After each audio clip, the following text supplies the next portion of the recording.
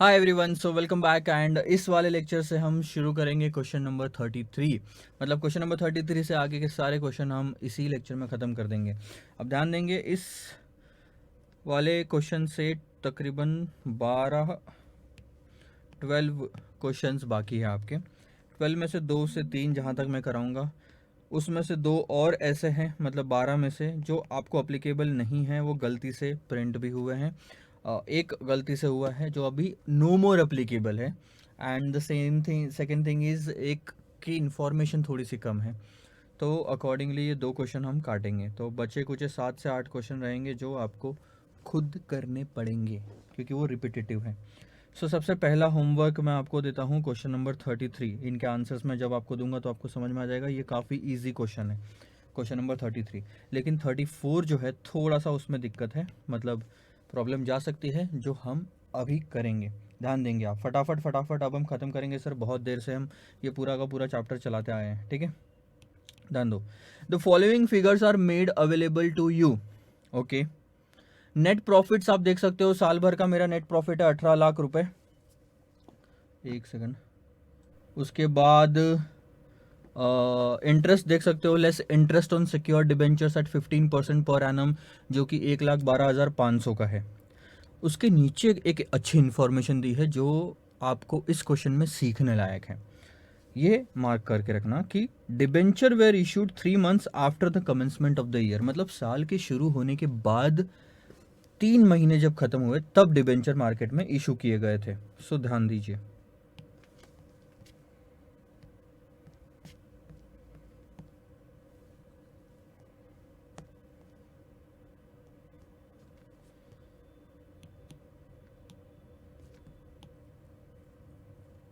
यही सारी चीज़ें मैं आपको बताऊंगा जो मैं अभी मिटा रहा हूँ, क्योंकि मैंने एक बार इसको टेस्ट करके देख लिया था।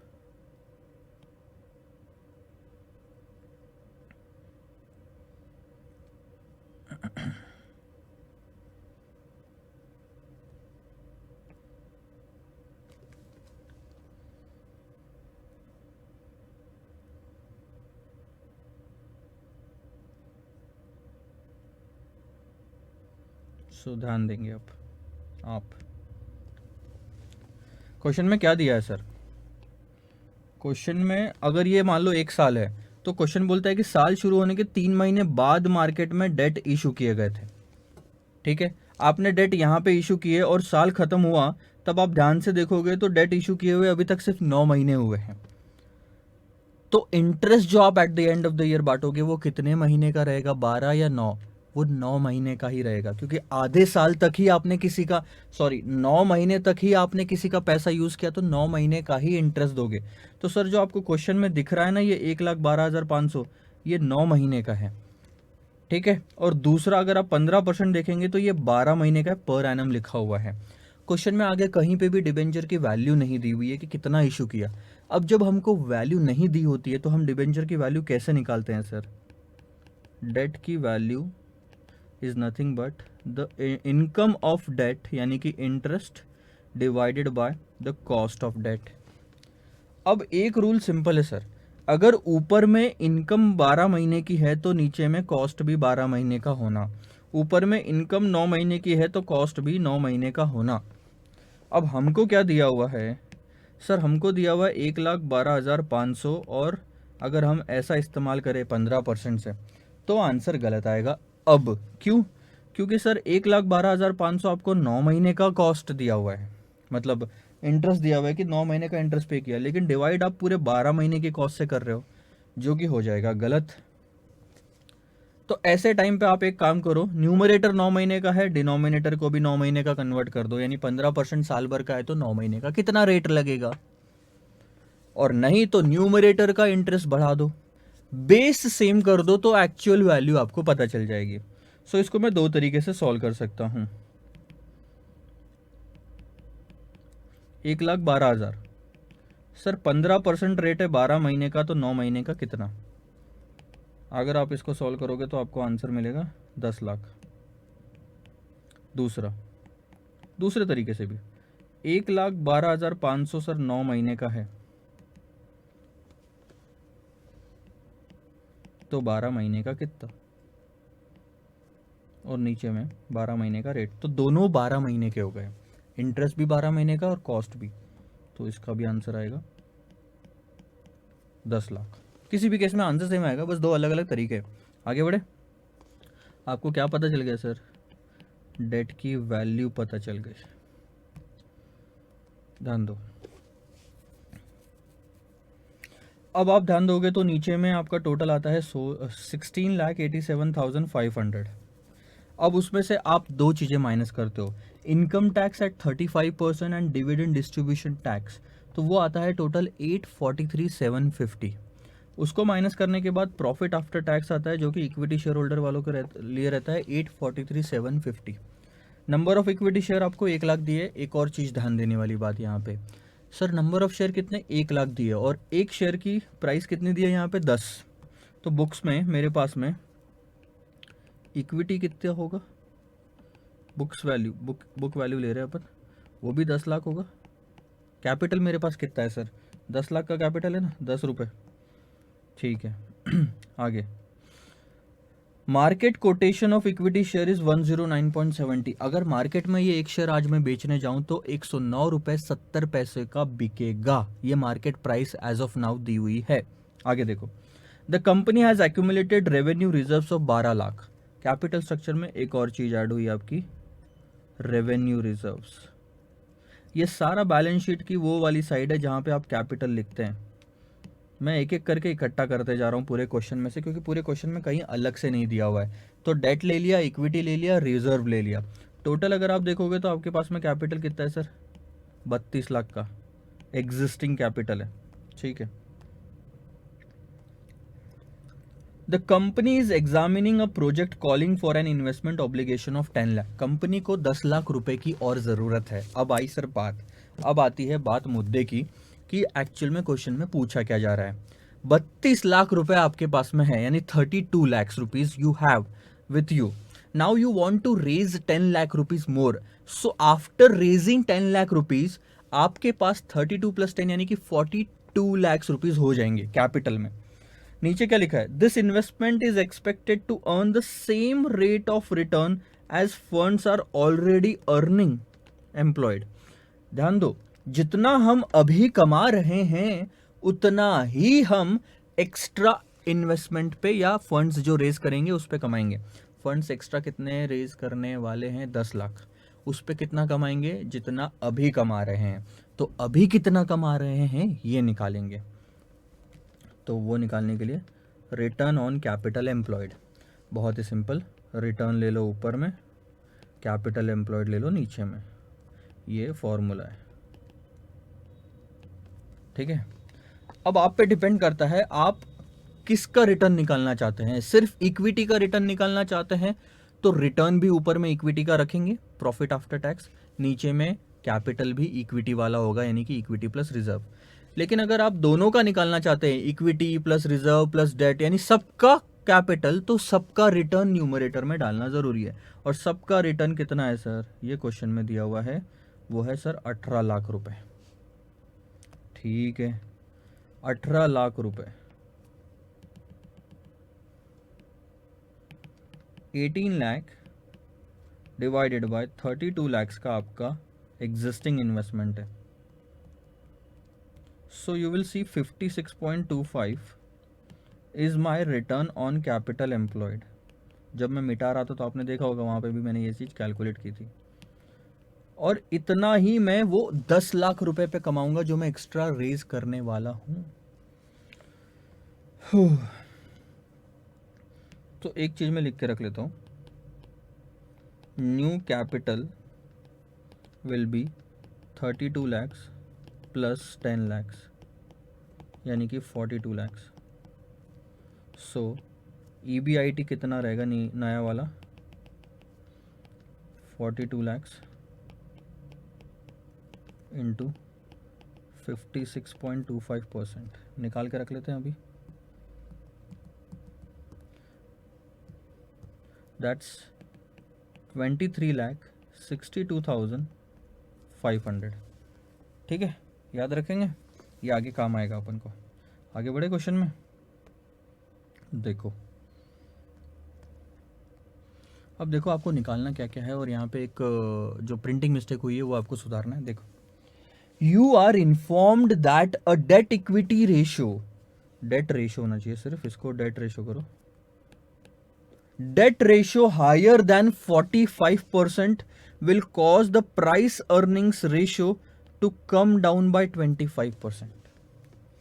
अगर आपका debt divided by debt plus equity, इसको बोलते हैं डेट रेशियो, आपका 45% से ऊपर गया तो पी रेशियो जो भी होगा अभी वो 25% से सर नीचे आ जाएगा। तो अब आपको दो तीन चीजें निकालनी पड़ेगी। एक सेकंड, फोन आया, रख दिया। तो आपको डेट रेशियो भी निकालना पड़ेगा, पी रेशियो भी निकालना पड़ेगा आगे, लेकिन क्वेश्चन को हम पढ़ लेते हैं। And the interest rate on additional borrowings, ये जो 10 लाख रुपए का एक्स्ट्रा मैं बोरो करने वाला हूं, अगर मैं डेट से बोरो करता हूं तो उस पे इंटरेस्ट रेट जो रहेगा ऑन सिक्योर्ड डिबेंचर, यहां से प्रिंटिंग मिस्टेक है, आप अगर ध्यान से पढ़ोगे तो and the interest rate on additional borrowings on secure debenture, full stop आ गया। मतलब आपको यहाँ पे क्लियर कट समझ में आ जाएगा कि सेंटेंस कंप्लीट नहीं हुआ है। तो डिबेंचर्स के आगे आप लिखेंगे जो मैं आपको बता रहा हूं अपनी बुक में, एंड द इंटरेस्ट रेट्स, अब मैं जो पढ़ रहा हूं पूरा सेंटेंस पढ़ रहा हूं, ठीक है।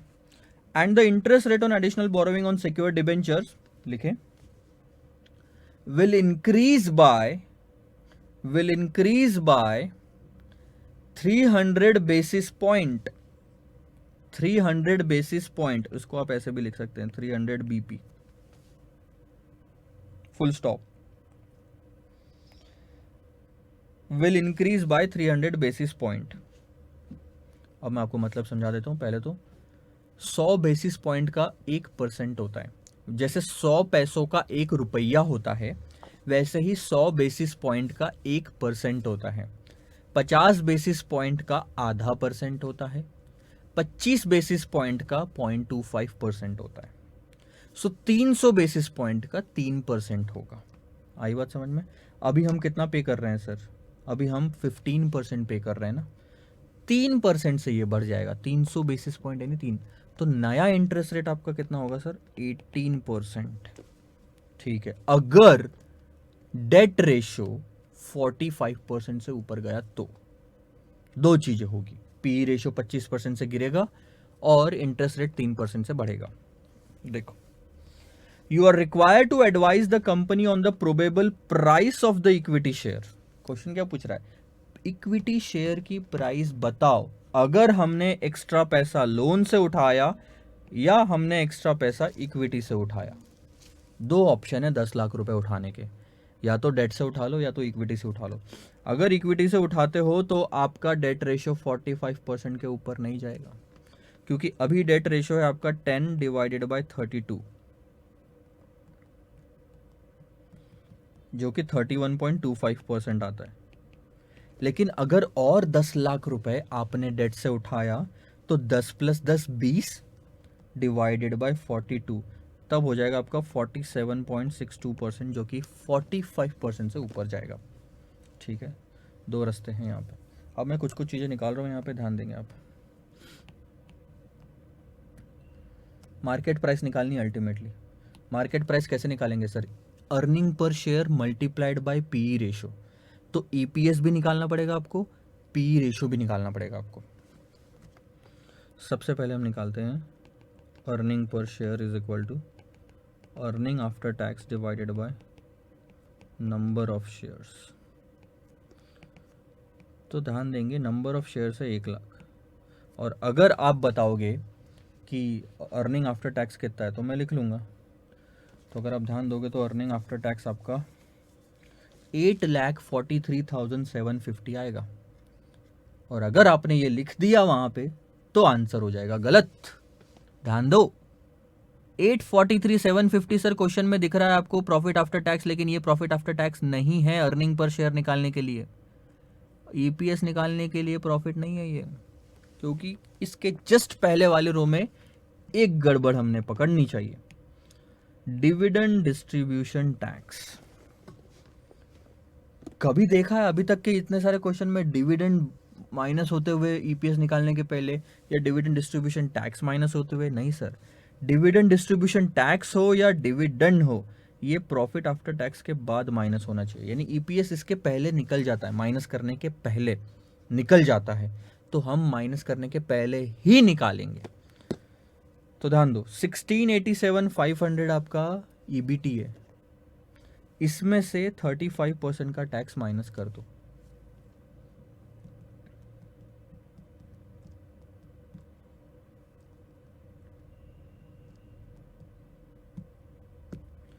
वो 35% का टैक्स आता है 5,90,625, यानी 596,25, जबकि यहाँ पे कितना चार्ज किया गया है? 843,750। इन दोनों के बीच का डिफरेंस क्या है पता है आपको?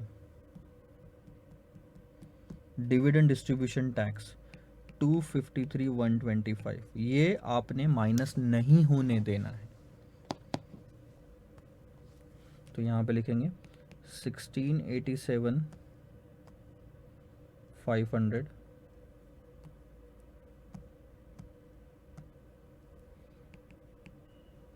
Less 1 minus 35%।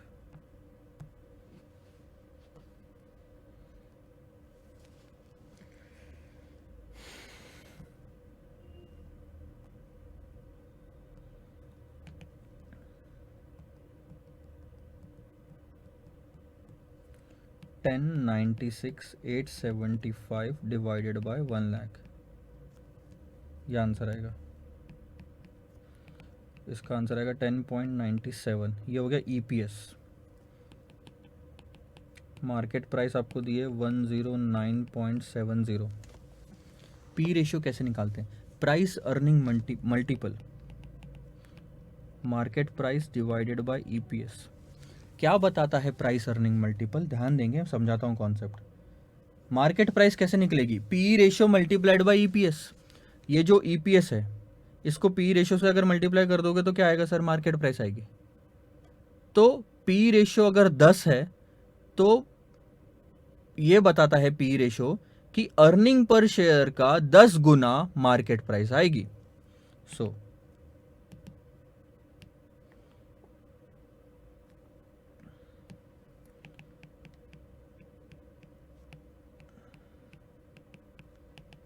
पी रेशियो कितना आया? 10।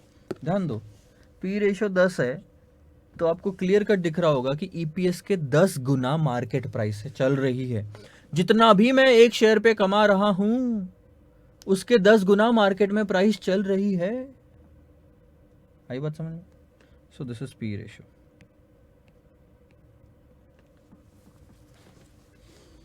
पी रेशियो निकाल लिया। अब ये पी रेशियो 25% से गिर जाएगा। अगर हमने डेट रेज किया 10 लाख का, या हमने इक्विटी रेज किया 10 लाख का, तो क्या होगा? अगर हमने डेट रेज किया तो पी रेशो 25% से गिर जाएगा, नहीं तो पी रेशो रहेगा सेम। यानी कि इस केस में पी रेशो रहेगा 10 और इस केस में पी रेशो रहेगा 10, 1 माइनस या फिर 10 लेस 25% अगर आप करोगे तो 7.5 आएगा। कर लो, 10 में से 25% हटा लो। सो ये दो चीज़ें याद रखेंगे आप। अब फाइनल कैलकुलेशन,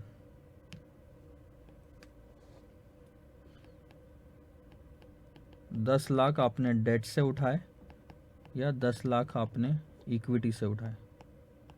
और अगर इक्विटी से उठा रहे हो तो वो नंबर ऑफ शेयर काम के।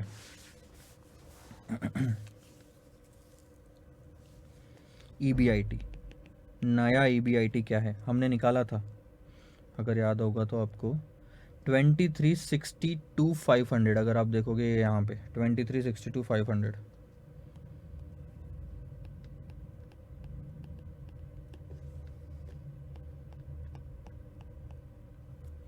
ठीक है।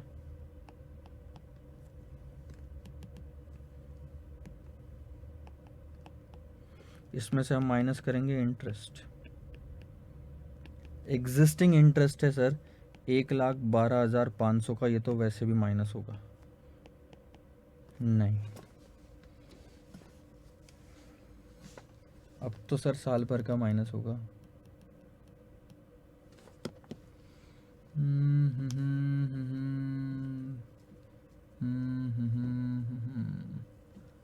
सही बात है। अब आप साल भर का माइनस कर लो, क्योंकि अब तो पूरे 12 महीने का देना है आपने अगले साल।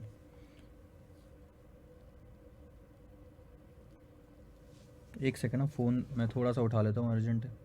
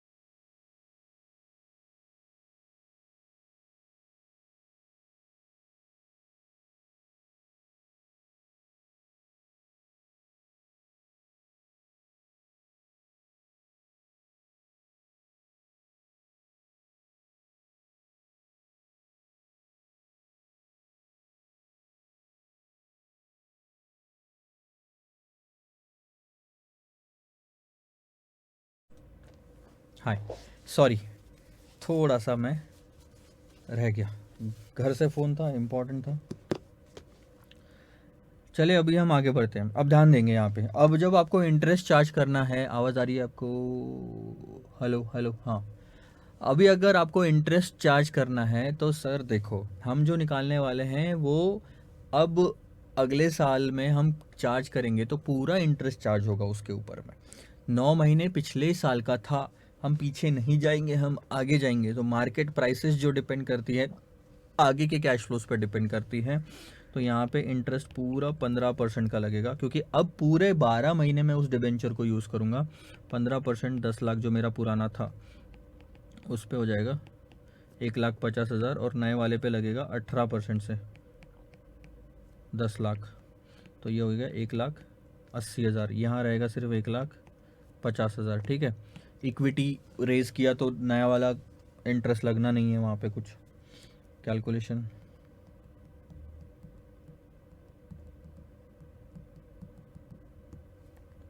20, 32, 500,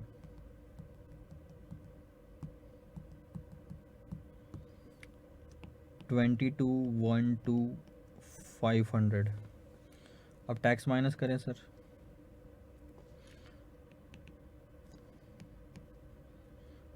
और डिविडेंड डिस्ट्रीब्यूशन टैक्स अभी भी माइनस नहीं करेंगे हम, क्योंकि वो हमारे काम का नहीं है, हमको ईपीएस से मार्केट प्राइस निकालनी है।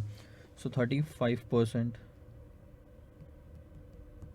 77437,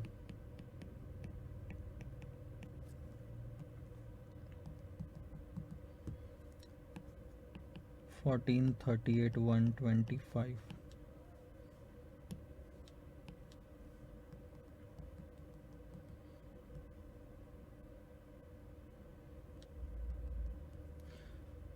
सेवन वन वन 375,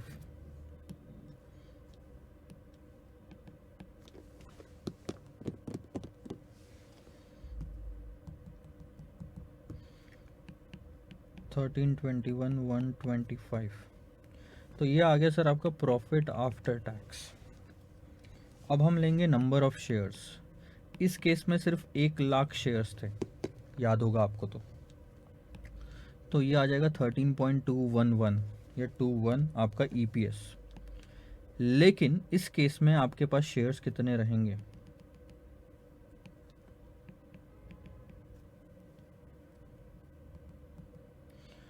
आपके पास पहले से 1,00,000 शेयर थे, प्लस आपने 10 लाख का फंड और रेज किया, लेकिन क्या प्राइस पे किया ये मायने रखता है।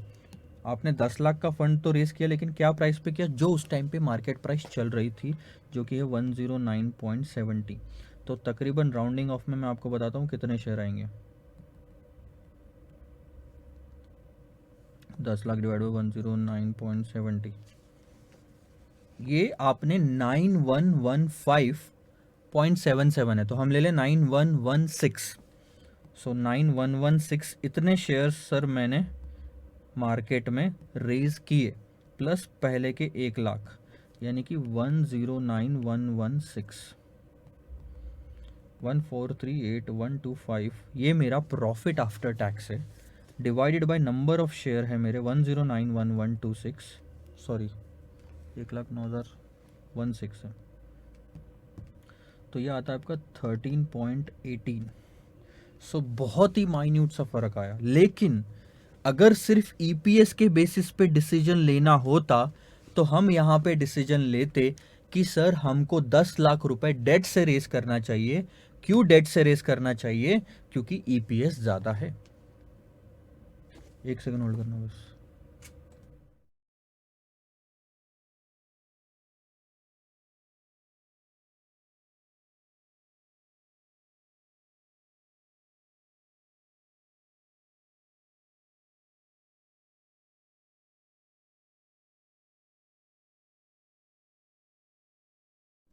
ध्यान दो, तो ईपीएस ज़्यादा है, लेकिन हमको मार्केट प्राइस के भरोसे करना है। और डेट के केस में हमारा ईपीएस है 7.5 और यहाँ है 10। और अब पूरी कहानी बदल जाएगी। ये हो जाएगा 131.80 और ये रहेगा सर 99.08। इतना फ़र्क आता है। Conclusion,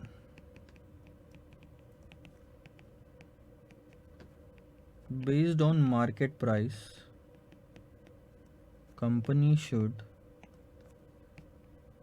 raise equity for the additional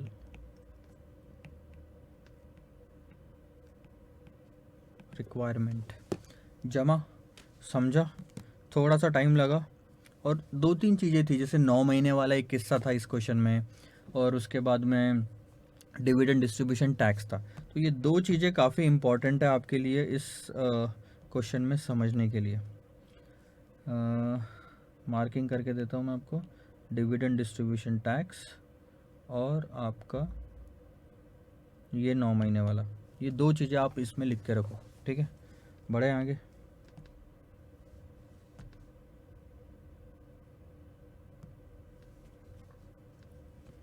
अब आप लिख लेंगे सारा, मैं इसकी स्लाइड्स प्रोवाइड करवा दूंगा। आपने हाथों हाथ लिखा होगा तो बहुत ही अच्छी बात है। मैं आपको यही सजेस्ट करूंगा कि साथ साथ में एक तो लिखते चलो, या तो फिर आप बाद में पॉज करके लिख लो बीच बीच में कहीं पे, ताकि आपको टाइम पे समझ भी जाए जो समझना है। आगे बढ़े। सो क्वेश्चन नंबर 34 हमने करा दिया। 35 ध्यान दो, 35 क्या है, कैसे करना है।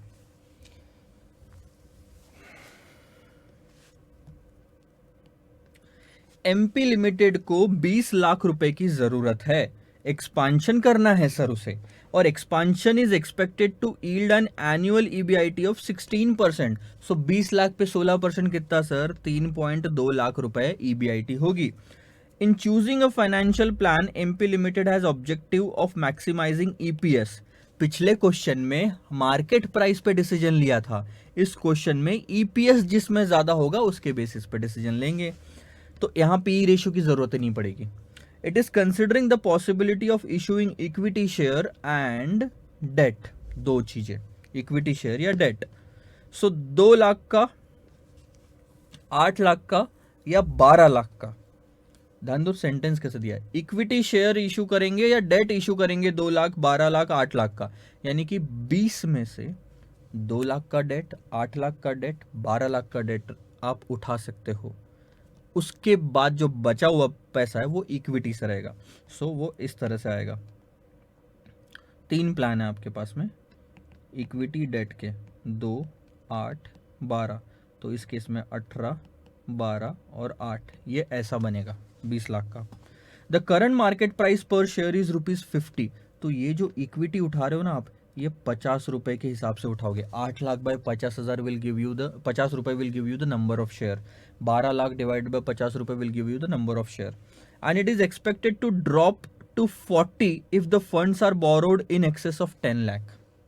10 लाख से ज्यादा आपने डेट उठाया, 10 लाख से ज्यादा आपने डेट उठाया, तीसरे वाले केस में उठा रहे हो 12 लाख रुपए, तो मार्केट प्राइस 40 हो जाएगी। यानी कि नंबर ऑफ शेयर जब कैलकुलेट करना पड़ेंगे तो हम इसमें लेंगे 50, इसमें लेंगे 50 और इसमें, सॉरी, पहले वाले में 50, दूसरे में 50 और तीसरे में लेंगे 40 रुपए। सो 8 लाख डिवाइडेड बाय 40। ठीक है। Funds can be borrowed at the rates indicated below. पहले 2 लाख रुपए तक 8% लगेगा, तो इस केस में सिर्फ 8% लगेगा। बाद में 2 से 10 लाख रुपए तक जितना भी उठाओगे 8 लाख रुपए, उस पे 12% लगेगा। तो इस केस में आप देखो 2 लाख पे 8% लगेगा। अच्छा रुको,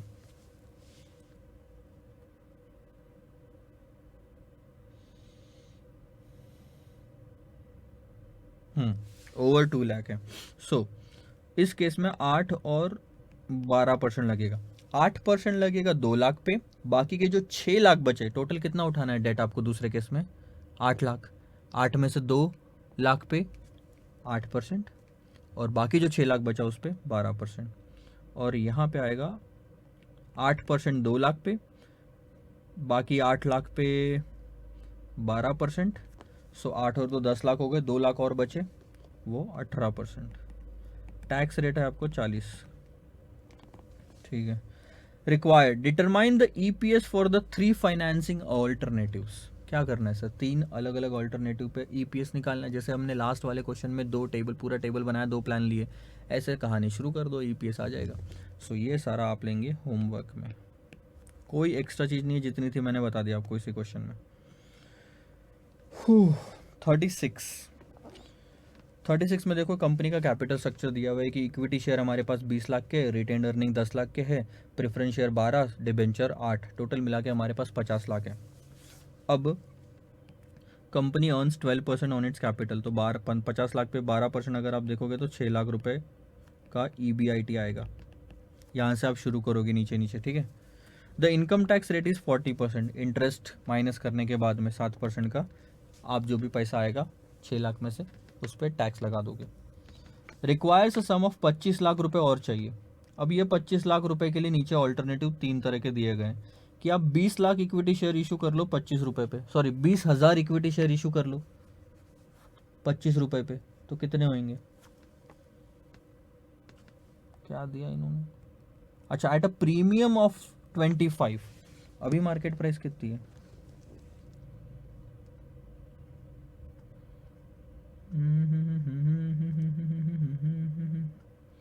125, हाँ ठीक है। तो यहाँ पे मार्केट प्राइस हो जाएगी 125, जैसे कि 100 रुपये आपको दिया हुआ है, उसके ऊपर आप 25 रुपये में रेस करोगे। सो 20,000 इक्विटी शेयर 125 रुपये में रेस करोगे, 25 लाख आ जाएगा। या तो प्रेफरेंस या तो डिबेंचर, तीन अलग अलग, इक्विटी, प्रेफरेंस या debenture. It is estimated that P ratios in cases of equity, preference and debenture would be like this. अब इस केस में पी रेशियो का काम आ रहा है तो कहीं ना कहीं मार्केट प्राइस का भी काम आएगा। तो यहाँ उन्होंने पी रेशियो दे दिए 21.4, 17 and 15.7। Which of the 3 financing alternative would you recommend and why. अब यहाँ पे करना आप ही को है, तीनों वापस ईबीआईटी से शुरू करेंगे, आखिरी तक आएंगे। क्वेश्चन में हमको अगर पी रेशियो नहीं दिए होते तो हम जिस केस में ईपीएस ज़्यादा आता ना, ईपीएस अगर ये इंफॉर्मेशन नहीं होती तो ईपीएस के बेसिस पे डिसीजन लेते जो भी ज़्यादा आता, लेकिन क्योंकि ये इंफॉर्मेशन दी है तो मार्केट प्राइस निकालेंगे, यानी कि एक स्टेप आगे जाएंगे, EPS multiplied by P ratio कर देना। तो मार्केट प्राइस जिस केस में ज़्यादा है वो मेरा ऑल्टरनेटिव बेस्ट होएगा। जो हमने अभी क्वेश्चन किया ना क्लास में वैसा ही है। सो this is again your homework.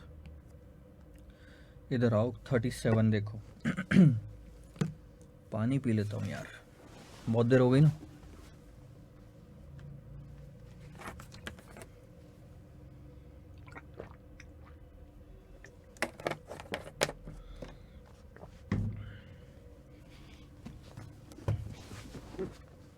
$37 देखो sir. The ever growing company has to decide between debt fund and equity for its expansion program. ये भी वही है, उसकी करंट पोजीशन उसने दी है कि मेरे पास 40,000 के डेट है सर, इक्विटी कैपिटल है कुछ 1 लाख रुपए का, सरप्लस है 60,000 का, यानी कि रिजर्व्स एंड सरप्लस। टोटल इस तरह से मिला के 40, 1 और 60 मिला के मेरे पास में तो 2 लाख रुपए, सेल से 6 लाख का सेल से 6 लाख का और 5,38,000 का आपका टोटल कॉस्ट है। ये देखो दिखा, ईबीआईटी आया 62,000, इंटरेस्ट माइनस किया, इनकम टैक्स माइनस किया, इनकम आफ्टर टैक्स आ गई। अब यहाँ पे आपको इन्फॉर्मेशन दी है। अब इन्फॉर्मेशन जो दी है सेम टू सेम वैसे ही इन्फॉर्मेशन है। कंपनी क्या बोल रही है, कंपनी का यहाँ पे मोटो ये है कौन सा फॉर्म फाइनेंसिंग का चूज़ करेंगे। कुछ नहीं दिया होता तो ईपीएस जिसमें ज़्यादा होता वो, और क्योंकि क्वेश्चन में लिखा है कि उनका मकसद क्या है, उसके शेयर की मार्केट वैल्यू बढ़ाना, तो इस क्वेश्चन में हम मार्केट प्राइस जिसमें ज़्यादा है वो चूज़ करेंगे। यानी कि यहाँ पे आपको EPS multiplied by P ratio निकालना पड़ेगा। पी रेशियो दिया हुआ होना चाहिए कहीं पे। तो ये देखो, price earning ratio will be 6 times 7 times, खत्म। दो ही तरह के तो क्वेश्चन आ रहे हैं, ईपीएस और पी रेशियो वाले। So this is again your homework.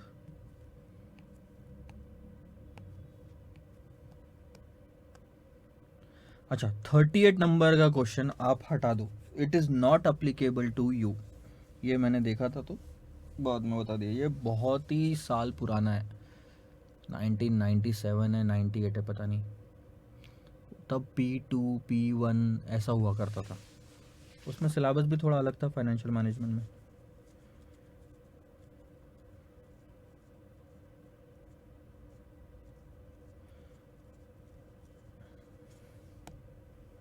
ध्यान दो।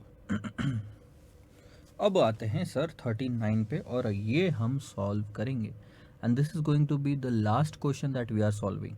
इसके बाद में जितने भी क्वेश्चन बचते हैं ये आपको होमवर्क लेने हैं, 40 से लेके 43 तक, 44 आप काट देंगे। एक क्वेश्चन है जो मैं कटवाऊंगा आपसे।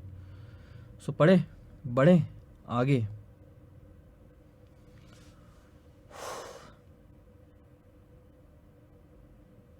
चलो, The finance manager of KP Limited, ध्यान देंगे, the finance manager of KP Limited has been trying to develop a financial plan to the firm, for the firm. He has, in coordination with other managers, developed the following estimates in lakhs and rupees. So उसने कुछ estimate बनाया कि आने वाले 4 साल में हम कितना कमाएंगे। तो पहले उन्होंने लिखा है क्रेडिट सेल, अंडरलाइन करे वर्ड क्रेडिट। तो पहले साल का क्रेडिट सेल उन्होंने दिया कि 400 लाख रुपए हम कमाएंगे।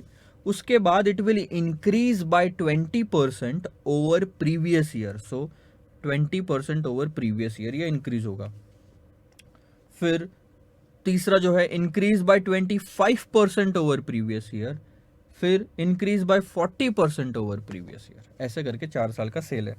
अब fixed asset to turnover ratio दिया हुआ है, यानी कि fixed assets divided by sales multiplied by fixed asset divided by sales is equal to, ये रेशो दिया, यानी 64% इज द रेशो, यानी सेल्स का 64% will be the fixed asset.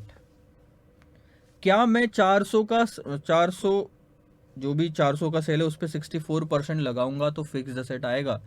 Sir आपने कहा था सेल्स का 64%, 400 भी तो सेल्स है, 400 का 64% will be the fixed assets, लेकिन आंसर हो जाएगा गलत, क्योंकि fixed asset to turnover ratio का मतलब टोटल सेल्स, और हमको जो क्वेश्चन में दिया वो ये है सिर्फ क्रेडिट सेल्स, यानी कि एक्चुअल सेल्स इसके ऊपर और है 400 के ऊपर कैश सेल्स।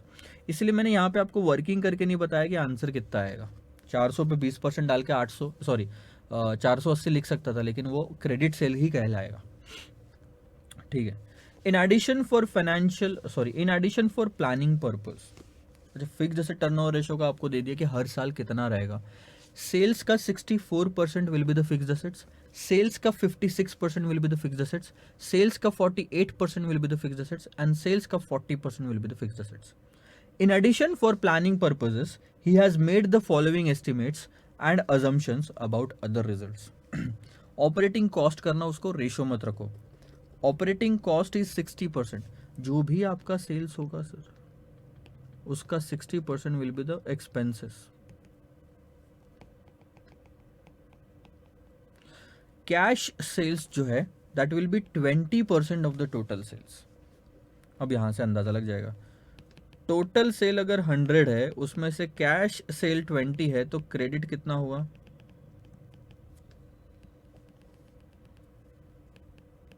%80।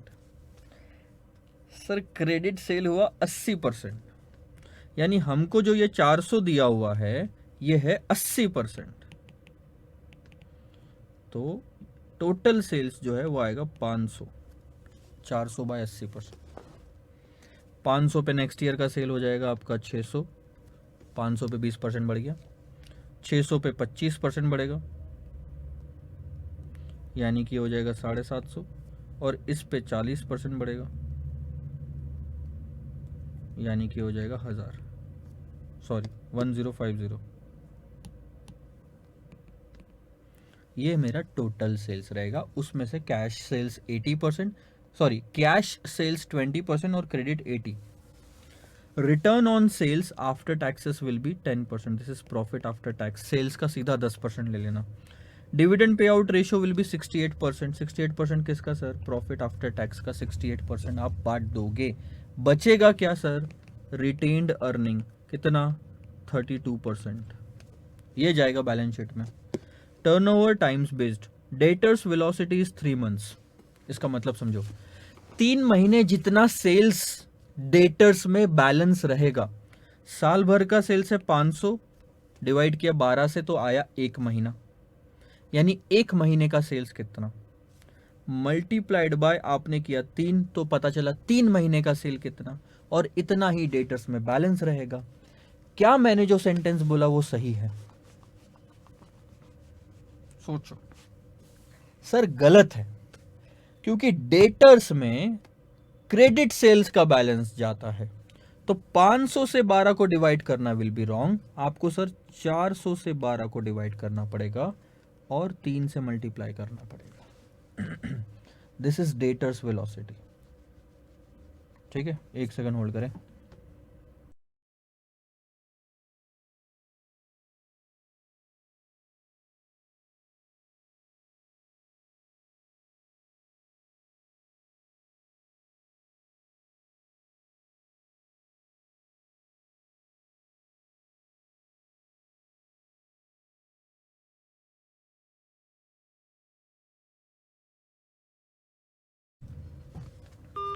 ठीक है सर, सो डेटर्स में क्रेडिट सेल्स आता है। अब बात करते हैं स्टॉक वेलोसिटी की।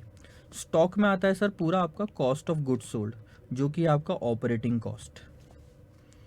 जो भी आपका ऑपरेटिंग कॉस्ट होगा डिवाइडेड बाय 12 करोगे तो 1 महीने का आएगा, मल्टीप्लाइड बाय 4 करोगे तो पता चलेगा 4 महीने जितना आपका स्टॉक में पड़ा रहेगा। करंट रेशो यानी कि current assets divided by current liability, that will B 2:1 का रेशो। डेटर और स्टॉक मिला के आपको करंट असेट पता चल जाएगा, ये है 2 गुना, डिवाइडेड बाय 2 करोगे तो आपको करंट लाइबिलिटी पता चल जाएगी। Required debt equity ratio is 1:2, debt 1 रुपया तो इक्विटी 2 रुपया होना चाहिए। आगे बढ़े। At the beginning of the year 1, साल की शुरुआत में the treasurer expects the firm to have a capital of 270 lakh and the debt equity ratio of 1:2।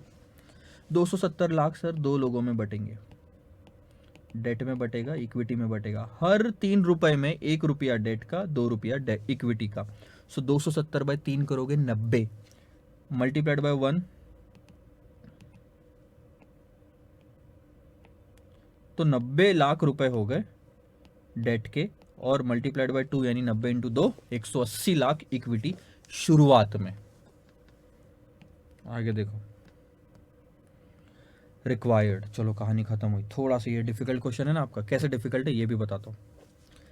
इस क्वेश्चन चलो पहले कंप्लीट कर लेते हैं। Determine how much additional equity capital if any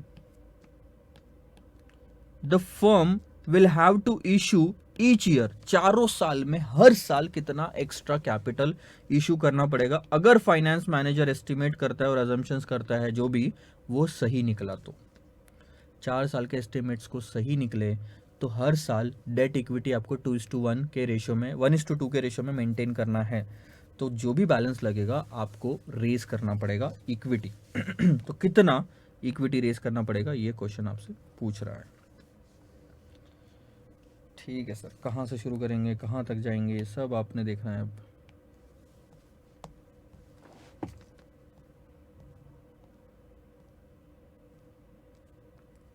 जितना डेटा हो सकता है पहले ना आप लिख लो और ध्यान दो आप मेरे पास में। ये थोड़ा सा डिफिकल्ट जाएगा आपका क्वेश्चन, सब एक एक करके चीज़ें निकालते जाएंगे, आराम से निकलती जाएगी। सेल्स ईयर 1,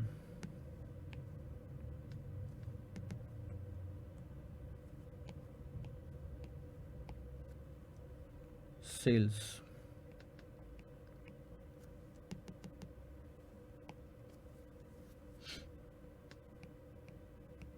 400 बाय 0.80 करोगे तो आपका आ जाएगा 500।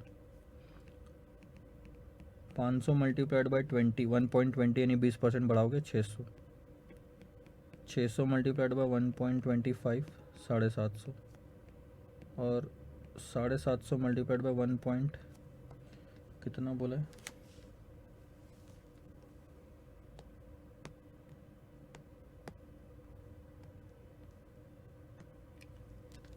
40%, तो ये हो गया 1050। क्रेडिट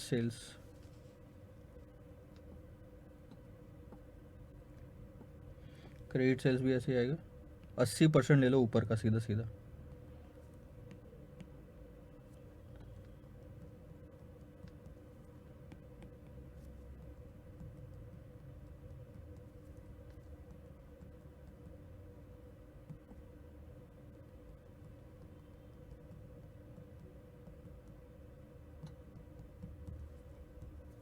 $840, ये आपका क्रेडिट सेल्स हो गया। ठीक है। ऑपरेटिंग कॉस्ट, कैश सेल्स की ऐसा ज़रूरत नहीं पड़ेगी। खर्चा उन्होंने कितना दिया है हमको, operating cost is 60% of the total sales. कभी भी ये टोटल पे लगेगा, क्रेडिट पे नहीं लगता। तो 500 का 60% होता है 300, 360, वही रेशो से बढ़ता जाएगा ये। 750 का 60%, 450,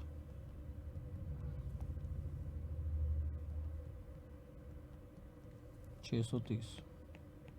अब ध्यान दो, आप या तो क्रेडिट सेल क्या टोटल सेल्स का 60% ले लो, या तो जो रेशो उसमें बढ़ाए ना आपने, जैसे कि इधर 20 बढ़ाया, 25 बढ़ाया और 40% बढ़ाया, नीचे भी वैसे ही बढ़ा लो। 300 में 20% बढ़ाओगे 360, 360 में 25% बढ़ाओगे 450 और अकॉर्डिंगली 630।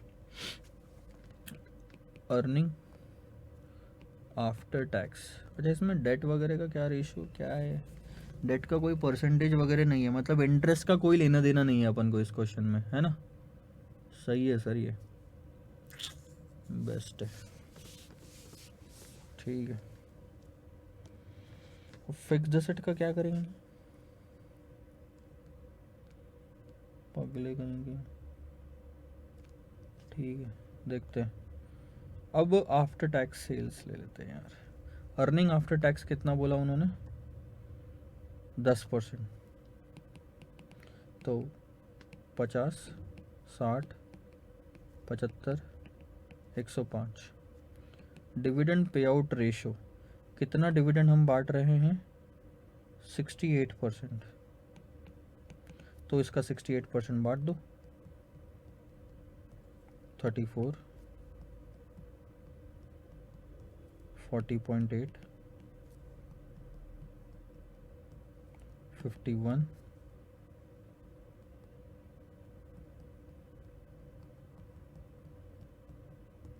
71.4। बोलो रिटेन्ड अर्निंग कितना आएगा?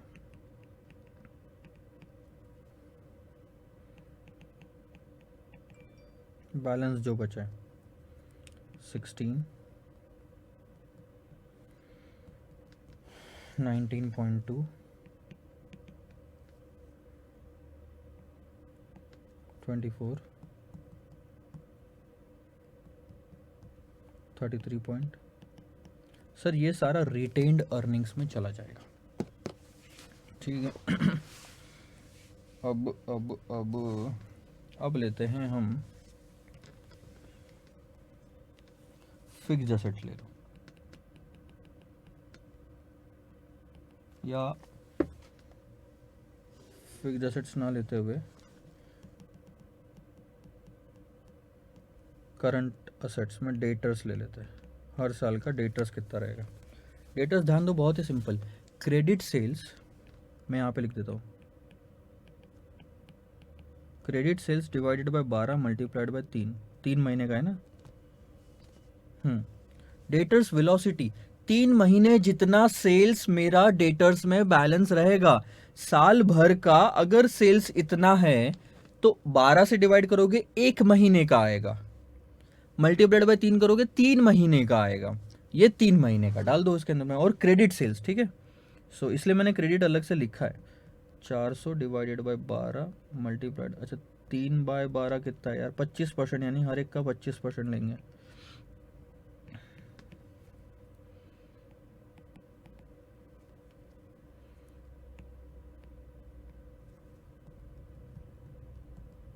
आ गया डेटर्स, आ गया स्टॉक। स्टॉक यानी कि कॉस्ट ऑफ गुड्स सोल्ड, या आप लोग यहाँ पे operating cost divided by 12 into कितने महीने का बोला ऑपरेटिंग कॉस्ट उन्होंने? 4 महीने का बोला, बैलेंस रहेगा मतलब स्टॉक में पड़ा रहेगा। सो 4/12 होता है 0.33, यानी 1/3। तो ऑपरेटिंग कॉस्ट 300 है, उसको 1/3 करोगे 100 हो जाएगा, 360 को 1/3 करोगे 120 हो जाएगा, 450 को 1/3 करोगे 150 हो जाएगा, 630 करोगे 210 हो जाएगा। 210, 210, 210। ये आपका आ गया डेटर्स और स्टॉक। तो अब आपका आ जाएगा करंट असेट्स। करंट असेट्स क्या कितना सर? 200, 240, 300 और 420। कितना सही है देखो, 100, 100, 120, 120, सब सेम ही तो है, पगले कहेंगे। और आप रेट भी देखोगे ना, 240 इंटू 1.25 ही होगा, एग्जैक्ट वही रेशो से बढ़ता जाएगा। 300 इंटू 1.40 होगा, बराबर है। जो रेशो थे ना वही रेशो से बढ़ रहा है, जो रेशो से सेल्स बढ़ा वही रेशो से आपका यहाँ पे स्टॉक और करंट असेट्स बढ़ रहा है। करंट असेट्स 200 से हुआ 240, 20%। 240 से 300 जब हुआ तब वो था 25%, और 300 से 420 जब हुआ वो आपका हो गया 40%। करंट असेट्स तो आ गए सर। फिक्स्ड असेट्स की बात करते हैं। फिक्स्ड एसेट्स क्या कहाँ है? फिक्स्ड एसेट्स तो अलग अलग है सबके लिए। सेल्स का 64%, 56%, 48% और 40%।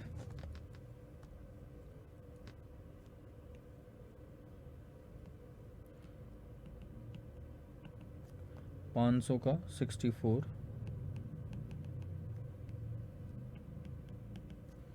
600 का 56, 750 का 48,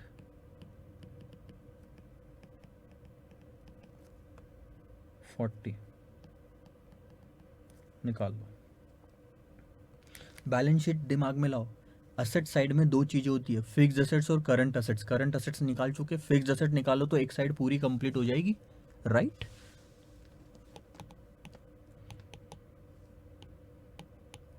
320, अरे रे 500 इंटू 0.64, ठीक है। 600 इंटू 0.56, 336। 300 into 750 into 0.48, 360।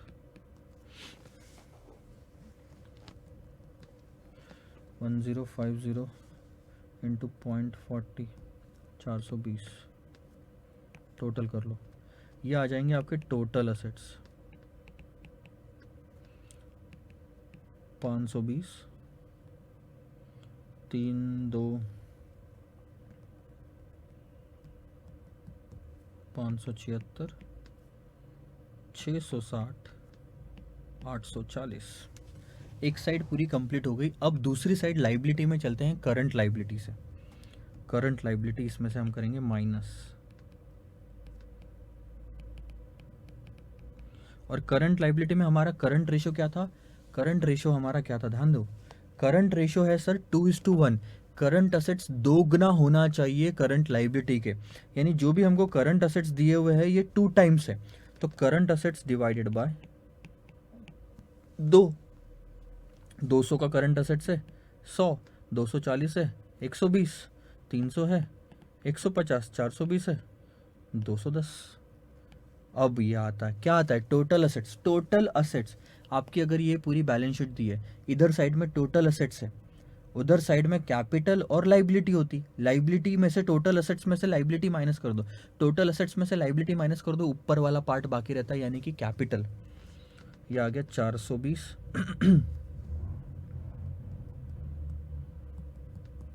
456,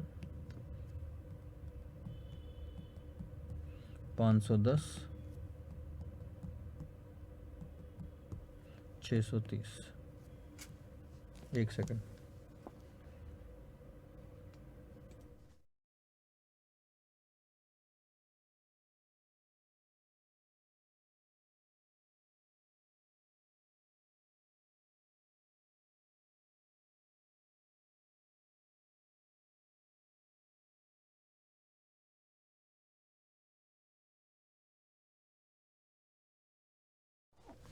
ध्यान दो, तो ये हो गया capital employed.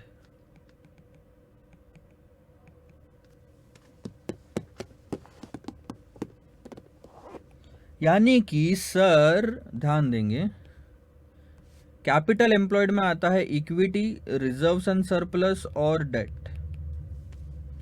Reserves and surplus मेरे पास में अब मेरे को कैलकुलेट करने पड़ेंगे।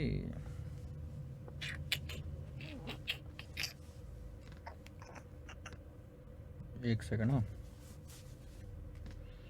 यार, ये चार्जिंग पे नहीं है, 2 मिनट होल्ड करिएगा बस।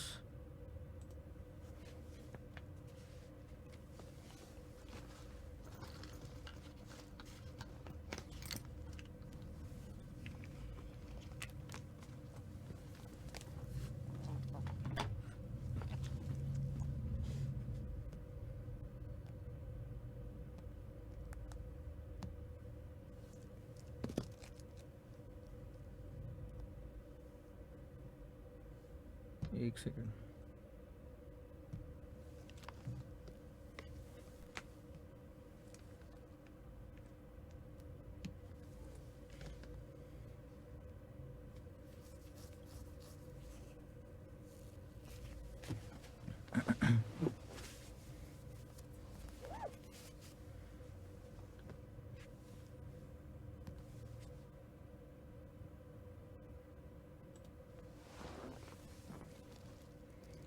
तो देखो, कैपिटल एम्प्लॉयड में ये है इक्विटी वाला पोर्शन, ये है डेट वाला पोर्शन। और हमारा जो क्वेश्चन था सर, क्वेश्चन कहाँ है हमारा? क्वेश्चन क्या बोलता है? डेट इक्विटी रेशियो हमारा 1:2 रहना चाहिए। हर 3 रुपए में 1 रुपए का डेट और 2 रुपए का इक्विटी। तो यहाँ पे कैपिटल एम्प्लॉयड के 2 हिस्से करेंगे, डेट इक्विटी। 420 को 1:2 में बांटो। 420/14 आता क्या? हाँ, 140 डेट, 280 इक्विटी। 456 को बांटो, 152, 304। 510 को डिवाइडेड बाय 3, 170, 340। 630 को 210, 420। ये आपने 1:2 के इक्विटी रेशियो में बांट दिया। डेट इक्विटी रेशियो 1:2 में आपने बांट दिया। 1 रुपए, हर 3 में 1 रुपए डेट का, इक्विटी का 2 रुपए। यानी फाइनली आपको पता चल गया सर हमारे को इक्विटी की कितनी ज़रूरत है हर साल। इक्विटी में 280, 304, 340, 420 ऐसा बैलेंस होना चाहिए। अब सिर्फ इक्विटी ही यहां से काम आएगी आपको आगे में, ध्यान देंगे आप।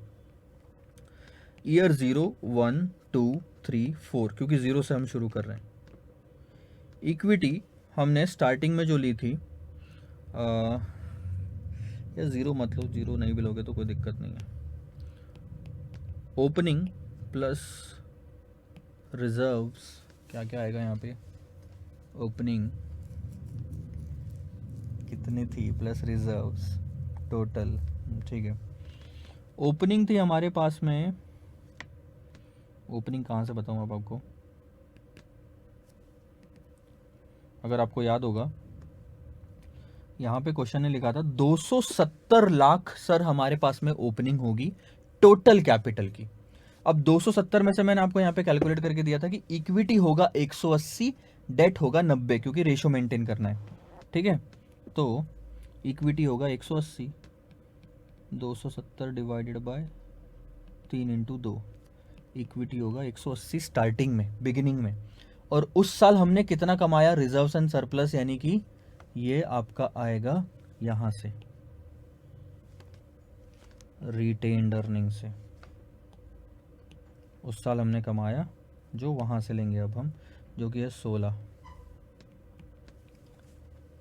ठीक है।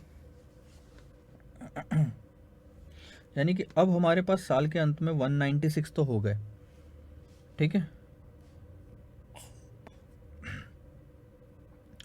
Funds required, balance required, balance equity में कितना होना?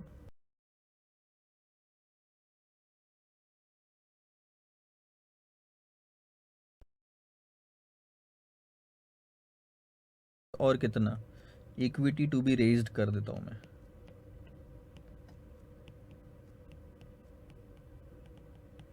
$280 - 196 आपको रेज करना पड़ेगा। मैं एक समझा देता हूं, फिर आगे बढ़ेंगे, ठीक है। ध्यान दो, आपको यहां तक समझ में आया क्या सर? 280 का इक्विटी का बैलेंस होना चाहिए बैलेंस शीट में।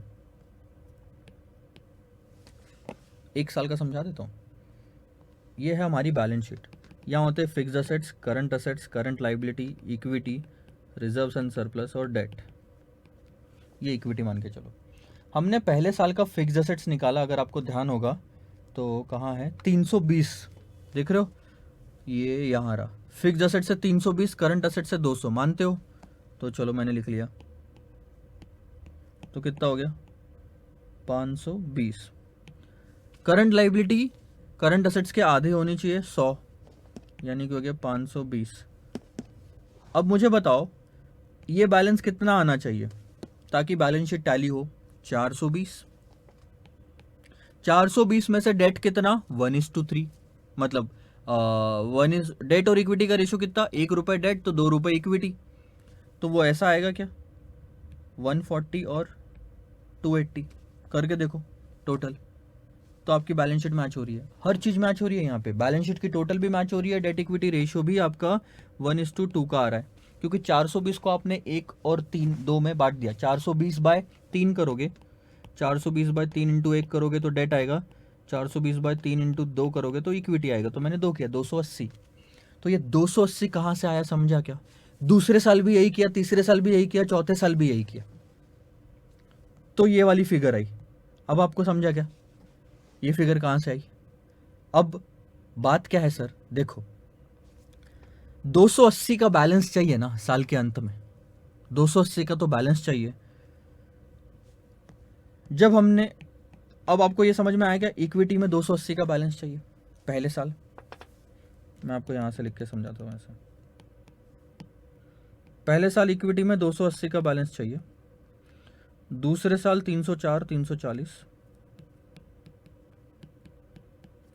और तीसरे साल चौथे साल चाहिए सर 420 का, ये इक्विटी का बैलेंस चाहिए। लेकिन जब हमने साल शुरुआत किया था तो साल की शुरुआत में 180 रुपए थे ना हमारे पास में, 180 लाख लिखा हुआ है क्वेश्चन में, 270 में से 180, तो पूरे 280 तो नहीं उठाने पड़ेंगे, 180 थे प्लस साल भर में हमने कुछ कमाया कि नहीं कमाया? सर हमने साल भर में 16 कमाए। साल भर में कितने कमाए बेटा? 16 कमाए। तो अब आपको फंड्स कितने रेज करना पड़ेगा, ध्यान दो, आपको फंड्स कितने रेज करना पड़ेगा? 180 प्लस 16 कमा लिए, कितना होना चाहिए था बैलेंस? 280, माइनस कर दो, यानी 84 और रेज करने पड़ेंगे आपको। ये 84 आएगा, आया क्या समझ में? ये रहा, तो मैं यहाँ पे 84 लिख लिया। इक्विटी टू बी रेज्ड कितना हुआ? 84। ये समझा? दूसरे साल की ओपनिंग क्या होगी ये बताओ। चलो मैं दूसरे तरीके से लिखता हूँ।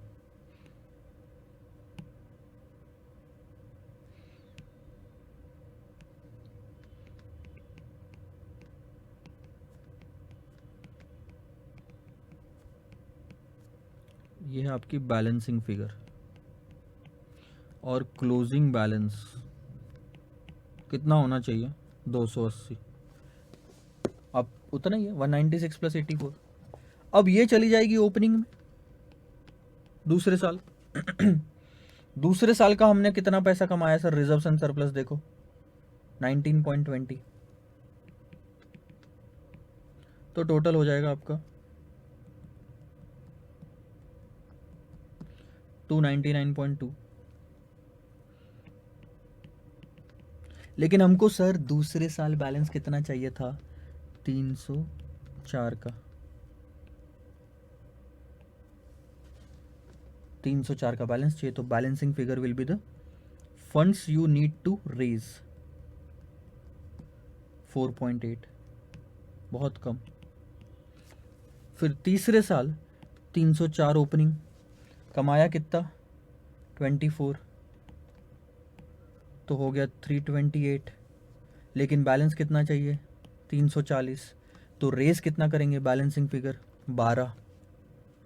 फिर 340 ओपनिंग हो गई, कमाया कितना? 33.60, तो टोटल हो जाएगा 373.60। लेकिन टोटल कितनी चाहिए? 420। सही है, तो हम कितना रेस करेंगे? 420 माइनस 373.60, यानी कि 46.4। तो ये जो आपकी फिगर आई है ना, दिस इज योर आंसर। ये जो चार चीजें, क्वेश्चन क्या बोल रहा है कि हर साल इक्विटी कितना रेज करोगे ये बताओ। हमने बता दिया हर साल हम इतना इक्विटी रेज करेंगे मार्केट से। नहीं जमता तो फिर ऐसे निकालो, मैं टेबल निकाल के बता दूं आपको, एक और दूसरा वाला, दूसरा table, fixed assets, current liability, equity, reserves, debt. Fixed assets कितने थे सर? फिक्स्ड असेट्स है 336 और 240, 336 240, टोटल आता है 6 4 3 7 3 2 5, तो इधर भी टोटल 576 आनी चाहिए। अब 240 उधर करंट असेट्स है तो करंट लायबिलिटी उसका आधा रहेगा, इधर में 120, और 576 टोटल आनी चाहिए। तो 576 माइनस 120 करोगे तो कितना? अबे 456 आ रहा, रुक जाओ। हाँ ठीक है, 456 टोटल हमको चाहिए। इसमें से डेट कितना और इक्विटी कितना, डिवाइडेड बाय 3 करोगे तो 152 हो गया डेट, मल्टीप्लाइड बाय 2 करोगे तो 304 हो गया इक्विटी। सो 304 इक्विटी, 152 डेट। अब ये 304 बटेगा इक्विटी और रिजर्व्स में, जो पहले का बैलेंस था प्लस रिजर्व्स था प्लस और एक्स्ट्रा जो रेस करना है। तीन ही चीज़ आएगी, ओपनिंग प्लस रिजर्व्स प्लस ये एक्स्ट्रा जो रेस करना है। ये एक्स्ट्रा जो बॉक्स में लिखा मैंने, यही तो आपका आंसर है। तीन चीज़ों में आपका कहानी ख़त्म हो जाती। सो ये जो आपका है वो लिख लो आप, आंसर आ गया। यार एक बार मेरे को चेक करने दो, कहीं कैलकुलेशन मिस्टेक तो नहीं है।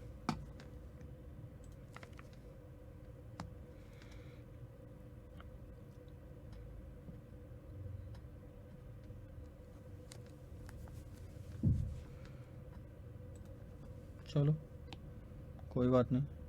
84, 4.8, 12 and 46.40 is the final answer to this question.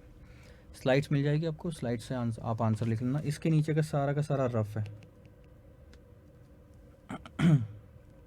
चलो करें आगे बढ़े। काफ़ी इंटरेस्टिंग क्वेश्चन था, काफ़ी लंबा भी क्वेश्चन था, तो तकरीबन 12-16 मार्क के नीचे नहीं आना चाहिए। चांसेस कम है, ऐसे क्वेश्चन आते बहुत कम है, बहुत पुराना क्वेश्चन है। अब आप होमवर्क लिखेंगे, समझाऊंगा भी नहीं, बहुत इजी है। जैसे इसमें आपको इंडिफरेंस पॉइंट निकालना है, ईपीएस निकालना है, आप निकाल सकते हो। होमवर्क ये भी है आपका होमवर्क 41 में देखो क्या निकालना है सर। आपको टोटल वैल्यू निकालनी है, WACC निकालना है, और आपको बताना है कि टोटल वैल्यू और WACC जो आपने निकाला उस पर क्या इम्पैक्ट पड़ेगा अगर आपने डेट रेस किया 1 लाख से, तो या फिर आपने इक्विटी शेयर रेस किया 1 लाख से। तो एक ही सेंटेंस की जगह 2 अलग अलग क्वेश्चन बना दिए इन्होंने। और ये भी कोई बड़ी बात नहीं है, ये भी होमवर्क है। क्यों? क्योंकि सर ये भी देखो वैसे ही है, टोटल वैल्यू। यार ये वही क्वेश्चन तो नहीं आ गया कहीं? नहीं, ये थोड़ा अलग क्वेश्चन है लेकिन ऑलमोस्ट सेम है। इसमें भी अगर आप देखोगे तो इसमें भी total value, weighted average, debt raise किया तो क्या, और इक्विटी रेस किया तो क्या, वही चीज़ है। वापस 42 हो गया, 43 देखो सर। अबे सबसे चिंदी क्वेश्चन है ये तो।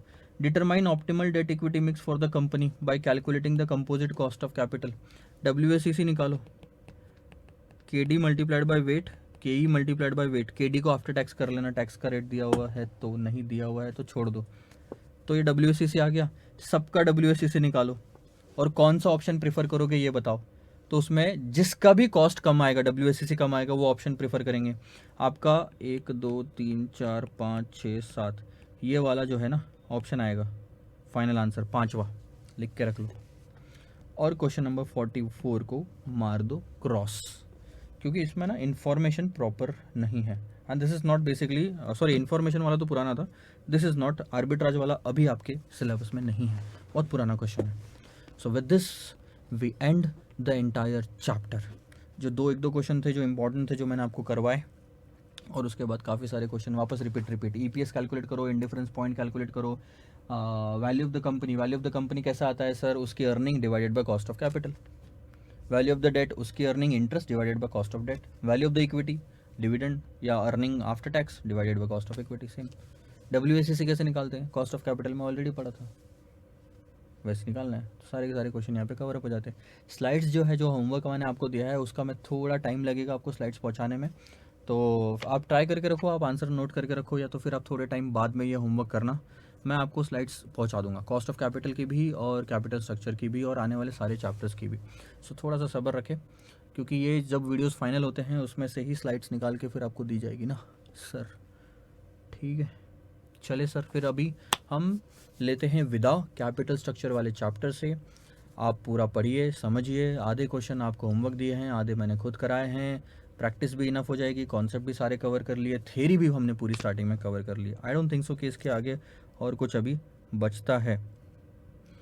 तो बस फिर अगले क्वेश्चन, अगले चैप्टर में मिलते हैं सर, टाइप्स ऑफ लिवरेजेस के लिए। And trust me, 44 questions in 44 ले लो, अब 42 हो गए, in capital structure is more than enough. सारा सिलेबस आपका इसमें कवर्ड है। सो आप इंस्टीट्यूट के पेपर क्वेश्चन, मतलब इंस्टीट्यूट का मटेरियल भी एक बार चेक कर लें। तो सारे क्वेश्चंस उसमें कवर्ड रहेंगे। एक हाथ दुक्का गलती से छूटा होगा तो छूटा होगा, अदरवाइज़ वो भी नहीं छूटेगा। सो एक बार अपने तसल्ली के लिए ज़रूर चेक करिएगा, अगर कुछ मिलता है तो आप मुझे भी बताइएगा। नेक्स्ट लेक्चर में मिलते हैं, टाइप्स ऑफ लिवरेजेस स्टार्ट करेंगे। और लिवरेजेस में 3 तरह के लिवरेजेस होते हैं, ऑपरेटिंग लिवरेज, फाइनेंशियल लिवरेज और आपका कंबाइंड लिवरेज। मज़ा आएगा, क्वेश्चंस करेंगे, बहुत सारे क्वेश्चंस रिपीटेड भी रहेंगे। So let's see what we can do and what we are going to learn in the next chapter. Bye bye for now.